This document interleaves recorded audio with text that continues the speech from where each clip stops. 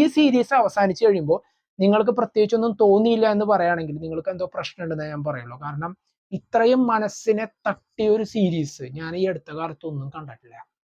അത്ര ഇരുന്ന് ചിന്തിപ്പിക്കുക. കാരണം ഈ സീരീസ് കണ്ടു കഴിഞ്ഞ് കരയാന്നൊക്കെ പറയില്ലേ, കരയുന്നതിന്റെ അപ്പുറമുള്ള കുറെ അവസ്ഥകളായിരുന്നു ശരിക്കും.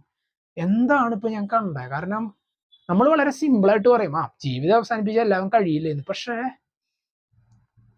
ഒന്നും പറയാനില്ല. കാരണം വെച്ച് കഴിഞ്ഞാൽ ആ ഒരു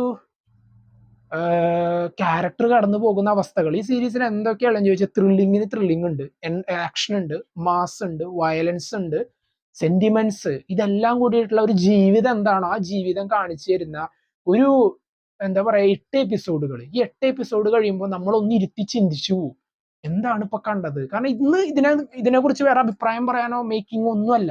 ഇത് നിങ്ങൾ കണ്ടു നോക്കുക. Life time experience. നിങ്ങൾ